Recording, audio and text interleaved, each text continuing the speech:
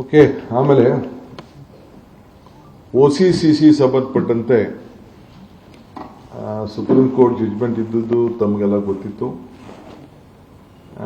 60-40 plus 20% up and down ಅದಕ್ಕೆ permission ಕೊಟ್ಟಿತ್ತು. ಬಹಳ ಹಳ್ಳಿಗಳಿಂದ ಮತ್ತೊಂದಿಂದ ಕೆಲವರಿಗೆಲ್ಲ ಬಹಳ ರಿಕ್ವೆಸ್ಟ್ ಇತ್ತು, ಅವ್ರಿಗೆಲ್ಲ ಎಕ್ಸೆಪ್ಟ್ ಮಾಡಬೇಕು ಅಲ್ಲಿವರೆಗೂ ಅಂತೇಳಿ. ರೆಸಿಡೆನ್ಷಿಯಲ್ಗೆಲ್ಲ ಬಹಳ ಒತ್ತಡ ಇತ್ತು, ಅದಕ್ಕೆ ನಾವು ಒಪ್ಪಿದ್ದು.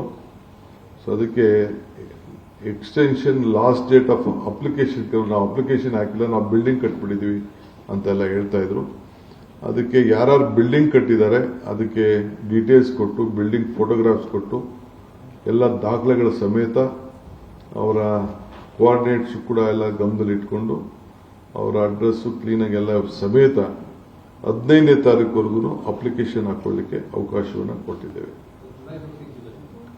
August 15th. ಸರ್ ಕಮರ್ಷಿಯಲ್ ಅಂತ ಕೇಳಿದ್ರಲ್ಲ ಸರ್, ಅದಷ್ಟು ಕಮರ್ಷಿಯಲ್ ಆ ಥರದ್ದಾಗಿದೆ. ರೆಸಿಡೆನ್ಷಿಯಲ್ ಅವ್ರದ್ದು ಬೇಡಿಕೆ ಐತಲ್ಲ ಸರ್ ಕಮರ್ಷಿಯಲ್ ಅಂತ. ಬೇಡಿಕೆ ಬೇಕಾದಷ್ಟು ಈಗ ಸದ್ಯಕ್ಕೆ ನಾವು ತೀರ್ಮಾನ ಮಾಡೋದು ರೆಸಿಡೆನ್ಷಿಯಲ್ ಮಾತ್ರ, ಗ್ರಾಹಕರು ಮಾತ್ರ. ನಾನು ಕೋರ್ಟ್ ಗಮನದಲ್ಲಿ ಇಟ್ಕೊಂಡೇ ಕೆಲಸ ಮಾಡಬೇಕಲ್ಲಪ್ಪ. ಸುಪ್ರೀಂ ಕೋರ್ಟು ಆಮೇಲೆ ಡ್ರಾಟ್ ಸಿಚುವೇಶನ್ ಬಹಳ ದೊಡ್ಡ ಸಮಸ್ಯೆ ಕಾಣ್ತಾ ಇದೆ. 20% ಮೇಲೆ ಲಾಸ್ಟ್ ಇಯರ್ಗೂ ಈ ವರ್ಷಕ್ಕೂ ಕೆಲವು ಕಡೆ ಎಲ್ಲ 0 ಇದೆ ಇನ್ಫ್ಲೋ. ಸೊ ಅದಕ್ಕೆ ಯಾರೇ ಮಂತ್ರಿಗಳಿಗೆ ನಾನು 2-3 ಜಿಲ್ಲೆಗೆ ನೀವು ಹೋಗಿ ರಿವ್ಯೂ ಮಾಡಬೇಕು ಅಂತ ಹೇಳಿದ್ದೇನೆ. ನಾನು 4 ವಿಭಾಗಕ್ಕೆ ಪ್ರವಾಸ ಕೈಗೊಳ್ತೇನೆ, ಹೋಗಿ ಅಲ್ಲಿ ರಿವ್ಯೂ ಮಾಡ್ತೇನೆ. 4 ವಿಭಾಗಕ್ಕೂ ಹೋಗಿ ಮಾಡ್ತೇನೆ. ಸೊ ಪ್ರೈಮ್ ಮಿನಿಸ್ಟರ್ ಕೂಡ ತಮ್ಗೆ ಈಗಾಗಲೇ ಗೊತ್ತಿದೆ, ಅವರು ಕೂಡ ಒಂದು ದೊಡ್ಡ ಎಚ್ಚರಿಕೆಯನ್ನ ಕೊಟ್ಟಿದ್ದಾರೆ. ದೊಡ್ಡ ನೀರಿಗೆ ಮತ್ತು ವಿದ್ಯುತ್ ಶಕ್ತಿಗೆ ಎರಡಕ್ಕೂ ಕೂಡ ದೊಡ್ಡ ಅಭಾವ ಬರುವಂತ ಎಲ್ಲ ವಾತಾವರಣ ಕೂಡ ಕಾಣ್ತಾ ಇದೆ ಇಡೀ ದೇಶದಲ್ಲಿ. ಸೊ ಈಗಾಗಲೇ ಕೆಲವು ಕಡೆ ಎಲ್ಲ ತುಂಗಭದ್ರಾ, ಘಟ್ಟಪ್ರಭಾ, ಮಲ್ಲಪ್ರಭಾ, ಆಲ್ಮಟ್ಟಿ, ನಾರಾಯಣಪುರ, ವಾಣಿವಿಲಾಸ್ ಇಲ್ಲಿ 0 ಇನ್ಫ್ಲೋ ಇದೆ. 0 ಒಂದು ಚೂರು ಇನ್ಫ್ಲೋ ಬರ್ತಾ ಇಲ್ಲ. ಈ ನಮ್ಮ ಕಾವೇರಿ ಬೇಸಿನಲ್ಲಿ ಅಲ್ಲೂ ಕೂಡ ಬಹಳ ಕಡಿಮೆ ಆಗಿಬಿಟ್ಟಿದೆ. ಲಾಸ್ಟ್ ಟೈಮು 88 ಇತ್ತು ಹೇಮಾವತಿಗೆ, ಇವಾಗ 40ಕ್ಕೆ ಬಂದಿದೆ. KRS 100 ಇತ್ತು ಲಾಸ್ಟ್, ಇವತ್ತಿಗೆ 22ರಲ್ಲಿದೆ. ಕಬಿನಿಲಿ 79 ಇತ್ತು, 26 ಇದೆ. ಈ ರೀತಿ 20%ಗೆ ಇನ್ಫ್ಲೋ ಇವತ್ತಿನ ದಿನಕ್ಕೆ ಇಳಿದಿದೆ. ಸೊ ಇವೆಲ್ಲ ನನಗೆ ಬಹಳ ಸಮಸ್ಯೆ ಕಾಣ್ತಾ ಇದೆ. ರೈತರು ಬಹಳ ನೀವು ಪ್ರೆಷರ್ ಬಿಲ್ಡಪ್ ಮಾಡಕ್ ಹೋಗ್ಬೇಡಿ.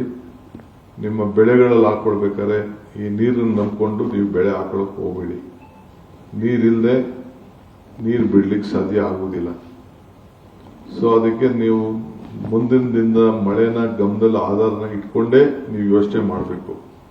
ಸೊ ಎಲ್ಲರಿಗೂ ನಾನು ಹೇಳ್ತಾ ಇದ್ದೀನಿ, ಡ್ಯಾಮ್ಗಳು ಸೀದಾಗೆ ಫಿಲ್ ಆಗೋವರೆಗೂ ಕೂಡ ನೀವು ಬೆಳೆಗಳ ಬಗ್ಗೆ ನೀವು ಆಲೋಚನೆ ಮಾಡಕ್ ಹೋಗಬೇಡಿ.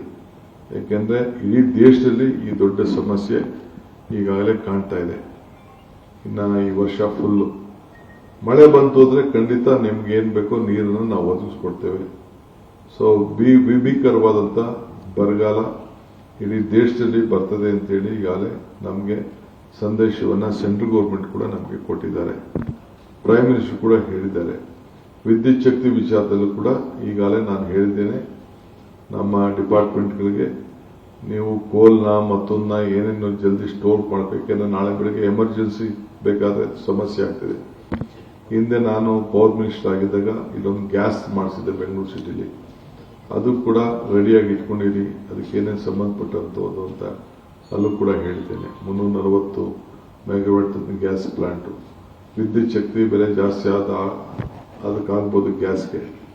ಅದಕ್ಕೆ ನೀವು ಮುಂಜಾಗ್ರತವಾಗಿ ನೀವು ಎಲ್ಲ ಸಿದ್ಧತೆಗಳನ್ನು ನೀವು ರೆಡಿ ಮಾಡ್ಕೊಂಡಿರಿ. ಯಾಕೆಂದ್ರೆ ನಮ್ಮ ಹೈಡಲ್ ಅಲ್ಲಿ ನಮ್ಗೇನು ಇನ್ಫ್ಲೋ ಬರಬೇಕಾಗಿತ್ತು ಆ ಇನ್ಫ್ಲೋ ಬರ್ತಾ ಇಲ್ಲ.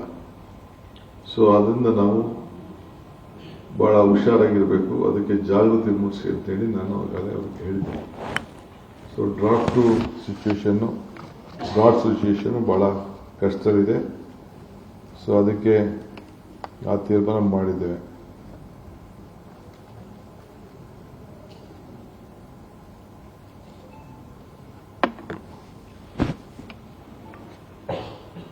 ನಿರ್ಭೀತ, ನಿಷ್ಪಕ್ಷಪಾತ, ವಿಶ್ವಾಸಾರ್ಹ ಸುದ್ದಿಗಳಿಗೆ ಮತ್ತೊಂದು ಹೆಸರಾಗಿರೋ ನ್ಯೂಸ್ 18 ಕನ್ನಡ ಈಗ ಆಪ್ನಲ್ಲೂ ಲಭ್ಯ ಇದೆ. ದಯವಿಟ್ಟು ಇಲ್ಲಿರೋ QR ಕೋಡ್ ಅನ್ನ ಸ್ಕ್ಯಾನ್ ಮಾಡಿಕೊಂಡು ಆಪ್ ಡೌನ್ಲೋಡ್ ಮಾಡೋದಕ್ಕೆ ಮರಿಬೇಡಿ. ನಿಮ್ಮ ಬೆಂಬಲ ಹೀಗೆ ಸದಾ ನಮ್ಮೊಂದಿಗಿರಲಿ. ಧನ್ಯವಾದ.